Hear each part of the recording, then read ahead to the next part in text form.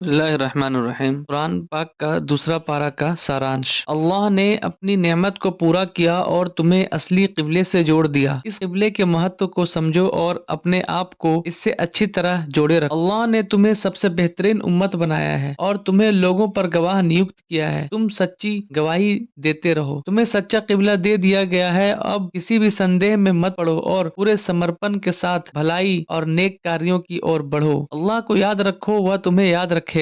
अल्लाह का शुक्र अदा करो और सब्र और नमाज के जरिए उसकी मदद मांगो। अल्लाह तुम्हारी परीक्षा लेगा, लेकिन तुम्हें हर परिस्थिति में सब्र का दामन थामे रखना होगा। हमेशा याद रखो कि तुम अल्लाह के बंदे हो और तुम्हें अंततः उसी की ओर लौट कर जाना है। अल्लाह की निशानियों पर गौर करो और उससे सच्ची मोहब्बत करो। लोग अपने झूठे देवताओं से जितनी मोहब्बत करते हैं, तुम्हें उससे कहीं ज्यादा अल्लाह से मोहब्बत करनी चाहिए। अल्लाह ने तुम्हारे लिए धरती पर हलाल और पाक चीजों का प्रबंध किया है। उन्हें खाओ पियो, लेकिन शैतान के रास्ते पर मत चलो। वह बुराई और बेईमानी का रास्ता दिखाता है, तुम उससे बचो।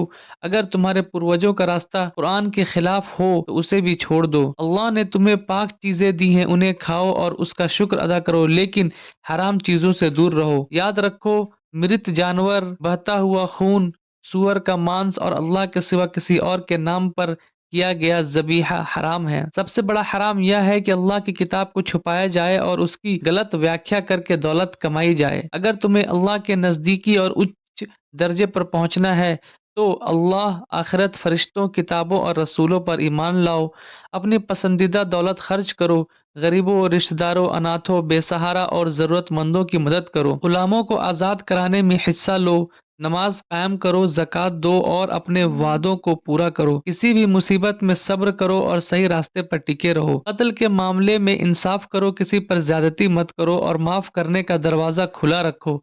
वसीयत पर ध्यान दो, किसी की वसीयत में धोखाधड़ी मत करो। अगर कोई वसीयत करने वाला नाइंसाफी करे तो उसे सही रास्ते पर लाने की कोशिश करो। रोजे रखो और भलाई के कामों में आगे रहो। रमजान में कुरान की नेमतों को याद करो, इस पर अल्लाह का शुक्र अदा करो और इसके हुक्मों को पूरा करने की कोशिश करो। तुम्हारा रब तुम्हारे सबसे करीब है, वह तुम्हारी हर दुआ सुनता है। तुम उसकी पुकार पर लब्बैक कहो और उस पर ईमान लाओ। लोगों को धन को नाजायज तरीके से मत खाओ। रिश्वत देकर दूसरों की संपत्ति पर कब्जा मत करो। हर काम को सीधे और सही तरीके से करो। परहेजगारी यानी तकवा सबसे बेहतरीन रास्ता है, इसे छोड़कर गलत रास्तों पर मत जाया करो। उन लोगों से युद्ध करो जो तुमसे युद्ध करते हैं, लेकिन जुल्म मत करो। याद रखो, युद्ध केवल उन लोगों से किया जाता है जो जुल्म करते हैं। अल्लाह के रास्ते में खर्च करो। खुद को हाथों से में हलाकत में मत डालो, लेकिन अच्छे से अच्छे काम करो। हज और उम्रा केवल अल्लाह के लिए करो और इसकी पवित्रता का ध्यान रखो। हज के दौरान अल्लाह को बहुत याद करो, उससे माफी मांगो और उसकी रहमत की दुआ करो। दुआओं में सिर्फ दुनिया के लिए मत सोचो, बल्कि दुनिया और आखिरत दोनों के लिए भलाई मांगो। जहन्नम की आग से पनाह मांगो। जमीन में फसाद मत फैलाओ और जब कोई अल्लाह की राह में निकलता है तो खुद को पूरी तरह समर्पित कर दो। सब के सब इस्लाम में पूरी तरह दाखिल हो जाओ और शैतान के रास्ते से पूरी तरह बचो। अगर तुम्हें जन्नत चाहिए तो उसके रास्ते की सारी तकलीफों को झेलने के लिए तैयार रहो। भलाई के कामों में आगे बढ़ो। माँ बाप, रिश्तेदारों, अनाथों, गरीबों और बेसहारा लोगों की मदद करो। अगर लोग तुमसे जंग करें और तुम्हें इस्लाम छोड़ने पर मजबूर करें तो पीछे मत हटो। याद रखो, जो हक पर आने के बाद उससे फिर जाएगा उसका अंजाम बहुत बुरा होगा। शराब और जुए से दूर रहो। अल्लाह की राह में इस तरह खर्च करो कि जो जरूरत से ज्यादा है उसे अल्लाह की राह में दे दो। अनाथों और के मामले में